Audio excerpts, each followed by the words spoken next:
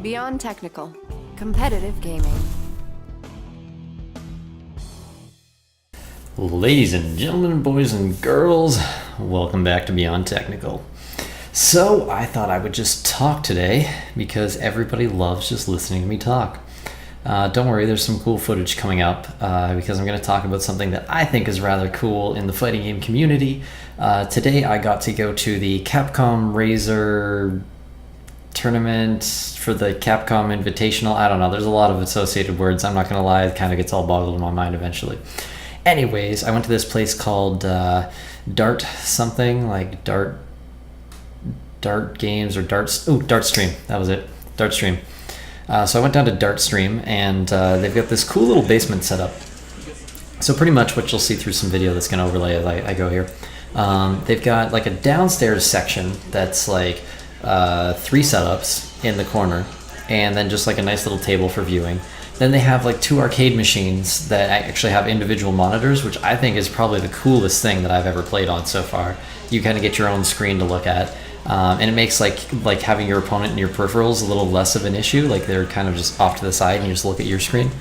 And then that has a viewing monitor right behind it where you can see the actual match that's going on and whatever they're doing on stream. And then if you go upstairs, they have a little corner where they have basically the guy controlling the stream and the guy controlling the brackets for tournaments. And then they have another spot that's like set up for the actual backdrop and everything for the stream, for the casters. And then they have another monitor above the streaming guys, and that's like the viewing monitor. And then they have 2 rows of chairs back there, so you can actually watch the stream at the event, which I think is great because one of the issues I've had with events in the past is that the stream is sometimes better. Like, I'm not gonna lie, it's actually more fun to watch the stream and to get to hear what the commentators are saying and that kind of stuff. And so the commentators were actually quite audible and very easy to hear at this whole event. So I thought that was kind of really cool because we could get to hear what the commentators were saying sometimes if you wanted to go up and watch from that balcony, but it really didn't disturb the players. And it was a really, really small venue. It was actually a tiny little place. So the whole setup was actually, in my opinion, one of the coolest tournaments I've run into yet. And the guy organizing it did a phenomenal job. He was like lining up 2, 3 players like sets in advance. So he's like, all right, you're on deck. They actually had a little seating area right next to the stream station. So you had to go and sit in your like prep chair. You're in the bullpen. And then like when it's your turn to go out of the gate, boom, you're literally 2 steps away. So they were like forcing people to sit there. And they're like, you're player 1, you're player 2. You sit in this chair, you sit in this chair, go. It was very English friendly for anybody who visits Korea and is curious. And just to give them a little bit of promotion, they are running tournaments every Sunday at 4 p.m. So there is one pretty much every weekend, I guess. Like this tournament was the Capcom, or for the Capcom seed, and it was run on a Saturday, but they're also going to have another tournament tomorrow on Sunday. So they're doing an awesome job. And they also run dart tournaments. So it's called Dartstream because they have a stream and they have darts. So what do you know? The other cool stuff about this was that it is held, like this is all in Korea, and so here's I guess the structure difference. In Canada, I would go to a tournament like TTT, and there'd be like 200, maybe 250 people. It was really big. It was really expensive. You had to pay like maybe $30 to get in, then like an extra $10 to play a game. It was often maybe like $40 just to attend a tournament. If you wanted to just spectate, it was about $15. They didn't really supply much of anything. You're kind of on your own. They had lots of stations set up, and they ran a lot of different games. There's a bunch of like people complaining about things like corruption and stuff like that. I'm not going to get into, but for the most part, the Street Fighter tournament went off well, but it was not overly well organized. They'd mostly wait for like a section to open up and then yell at people to go get in there. And then if someone wasn't there, they didn't know where they were. They weren't super well organized at running a tournament. This place ran a lot smoother. Now it did have significantly less people though. There was maybe, I think, 30 or 40 people at this tournament. Which I think was really cool because we had some of the big name players, Zhen, Punko, and Infiltration and Laugh were all there.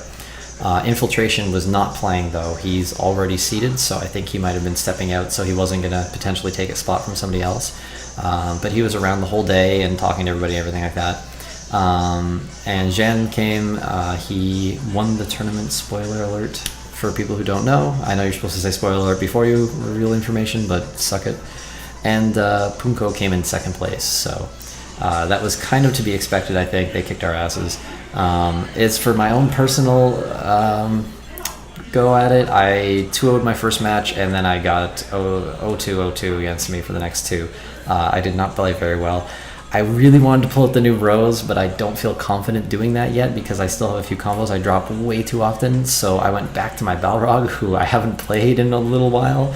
So it was a little bit rough. I lost both of my sets. It was 1-1 for each set. For every single set I played that I lost was 1-1, and then I lost the next round. Literally, like, I think within like 200 health every time.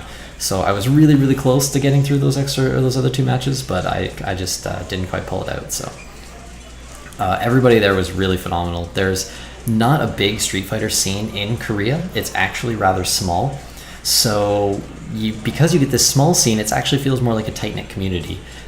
Sorry, Canadian Street Fighter pals, but there's a lot of dicks in the North American scene that I remember running into. And a lot of people, I mean, just not necessarily like outright aggressiveness in terms of their behavior, but not really very friendly or helpful, and there's not a lot of feeling of community. And I'm already sitting here with my phone going bzz, bzz, bzz, because I've been invited to multitude of chat groups and Facebook groups and things like that of people already.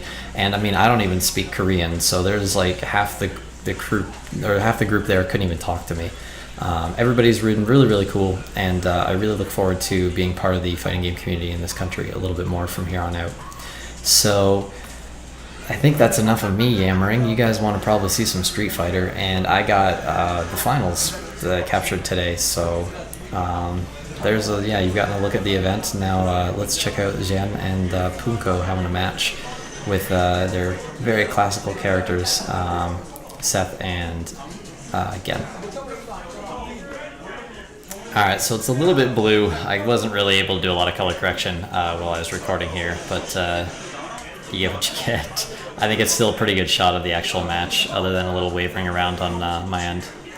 So, right away, the thing that you notice when you watch Punko play all day is that he's extremely calculated. Like, his face is stone cold the whole time, and his hands are just flying all over the fight stick. He hits more buttons than anybody I've ever seen, which is funny because the usual approach to Street Fighter is to not hit a lot of buttons. So, Jian kind of, I think, approached the game really, really well against Punko, and he's the one who put Punko in losers, so this is their second matchup. And he just really did a good job of reacting really harshly to Punko's basically like mass aggression. Jan just was like, all right, you want to play fast? We'll play fast. Most of the games he kind of takes his time a little bit more, but with Punko, like he's rushed down. There's really no option. You're going to have quick rounds, and you're just going to need to capitalize whenever you get the chance. And Jan, you'll see him just do this over and over with Gen. He uses the kicks really, really effectively throughout these matchups. So they're both calculating, I guess, like a good chance to kind of poke in and get their opportunity, and once they get it, they just go crazy with it. Punko, I feel like he's lost a bit of that certainty that he had back when he did really, really well at EVO, because he used to just be like captain going ham, and he seems to be changing his playstyle a little bit. I wouldn't say that's necessarily a bad thing, because he's performing really, really well, but I think against Jan, like, he probably needs to just go into a little more confidence. But since he did get crushed earlier, it was close, actually, not crushed. Since he did lose earlier, he kind of, I feel, put himself on the back burner a little bit, played a little more passively. And you can see him kind of having a bit of a rough time. I tried to pan the camera over to give a little contrast from the actual Punko on monitor to the Punko sitting in the room. I thought it was kind of neat to be able to see both. So you can see Punko kind of playing a bit of a footsies game, which isn't really Punko's style, but he's a little bit afraid to go in heavily on Jan, because Jan's actually countering his aggression really well. I find it very impressive. Punko's very hard to get away from, and Jan really makes him play like passively, which is not really Punko's style at all. Although I'm guessing he probably doesn't get very many chances to play against Gen. I know almost nobody does, so... So Punko finds a little bit of chip with like his fireballs, but every time like Jan gets in, he just deals so much more damage with his combos. He really, I don't think, dropped anything this entire time. And Punko obviously a little bit flustered when he's, whiffing random wake up uppercuts, just trying to pull out whatever he can to get himself back in the round. So the Capcom Pro Tour stream guys were doing an awesome job.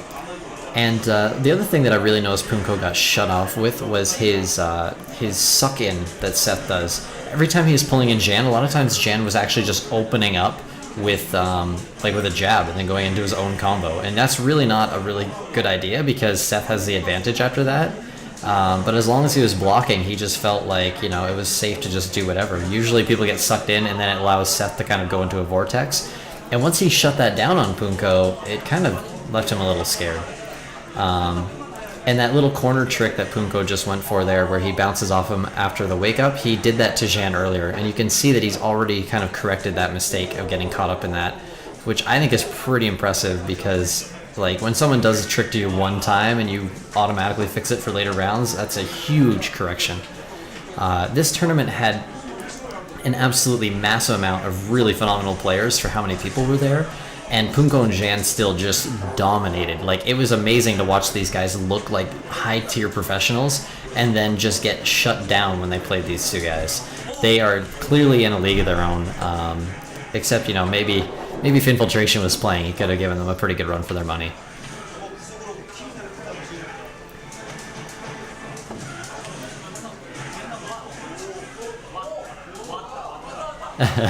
And you can hear the Korean crowd counting out and doing their own shouts. For anybody that's only ever seen the North American scene, you'll be glad to know that when Rufus does an ultra, everybody in the Korean crowd still yelled like "hoo" and threw their hands in the air. So that's absolutely a universal thing. One thing that was kind of cool that I learned today, though, throughout these matches, is that there's a lot of different terminology in the Street Fighter world in Korea and in Japan than in North America. And I mean, I guess it's not overly surprising to hear that. But things like blocking, for example, the word is guard. Just a lot of little shifts like that in terms of vocabulary. Alright, let's talk about the matchup again. Punko loves that Seth trick, and I can see why. It's just a ridiculously good move. If you're trying to poke from a distance at all, like it's kind of like using a bit of a fireball concept of like it's going to hit you as a long poke. But unlike a fireball, it opens you up for a huge combo. I think that's one of Seth's biggest strengths. Maybe add that together with his dive kick and his head stomps. The other thing, if you're paying attention to the video's audio, you can actually hear Punko's fingers, and you can probably see him on stream now. But when he's playing, you can actually hear how many buttons he's pressing. It's ridiculous. Every time he does like a kick or anything like that, he actually just rolls his fingers across the whole stick. Like, he goes crazy on button presses. While this was going on, there's only one game of Street Fighter going on in the whole venue. Everybody stopped playing and respectfully turned off all the other consoles so they could watch the finals, which I also thought was cool, because I've never seen anybody do that at a tournament before.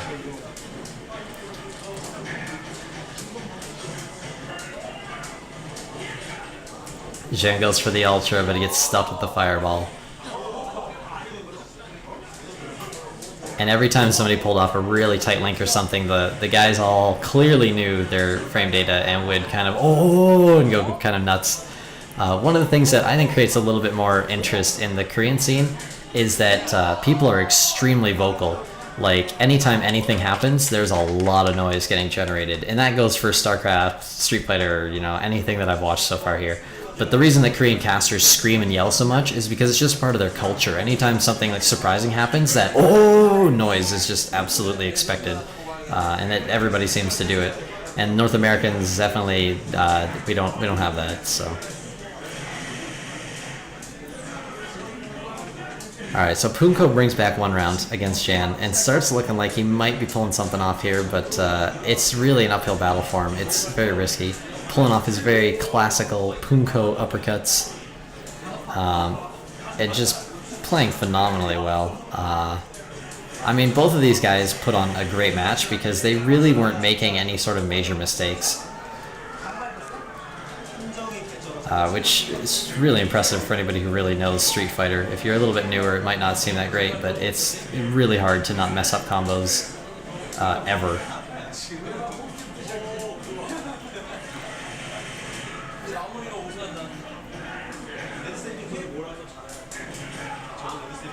Just phenomenal reaction times with that focus. And you can see that corner pressure, like choosing when to do those kicks to kind of break that pressure is nuts. And that's one of the first times I've seen red focus used really well as like an aggression escape. Unfortunately, he gets a poke afterwards, so it doesn't really work overly well anyways, but I don't know what he was thinking with that uppercut. That's just really unsafe, and you could tell he had his block up when he pulled him in. So I guess because Jan was sometimes poking right after he pulled, he was hoping to catch him with that, but that's just really, really risky. But I guess that's Pungo style. He takes a lot of big risks. And he still places very high in these tournaments, which I find very surprising because he's extremely good, but the risky style really doesn't usually pay off. I mean, usually you'll win like the majority of your games, but in tournaments you need to win all of your games. So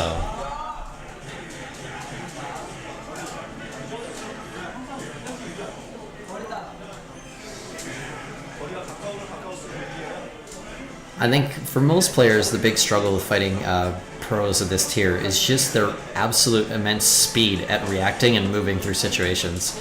Like, they're already ready for the next thing that's happening all the time. I mean, you can see Jan just really pulling off some nice stuff. Punko's in chip range, which means if he does anything at all, he's going to get, yeah, chipped out there. So all Jan needed to do is wait for a moment to get one piece of poke in. So there you have it. Those are the finals of the tournament we attended today, and everybody was in really good spirits. After the venue ended this, there was a nice little picture moment where everybody stood around and posed with their Razor prizes. And the coolest part for me was definitely that Razor it was a sponsor for this tournament, and they had little goodies everywhere too. Like, there's a little box of like little chocolate cake things that they were just giving away for free. There was free beer at the event. There was no registration at all. All of the stuff was totally free. There was a thing where if you could go play darts in the back too, and you paid $1, and if you got over X amount of points in like 8 volleys, you won stuff. So I was like 20 points away from winning like a capture card or something, and I'm not even good at darts. So it was just a really, really cool event. I had a lot of fun, and usually by the end of the day I'm really feeling exhausted, but instead I decided, like, let's come home, let's do a video right away. So that's my day. I told you guys I'd try and get you some footage, so that's what it's like to go to a fighting game tournament in Korea.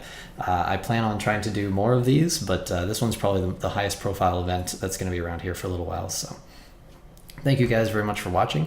I'm going to be hopefully pumping out another character tutorial really soon, so if you're interested in those, be sure to stick around. Click on the subscribe button and follow me on Twitter and stuff like that. Today, if you were following me on Twitter, you would have seen some cool updates. I was posting stuff live from the tournament with some pictures and stuff like that as the day went on. So Matt Skiar on Twitter, Beyond Technical on YouTube, and Beyond Technical on Facebook. Feel free to follow at whatever your preference is, and I will catch you guys next time. Thank you very much for watching.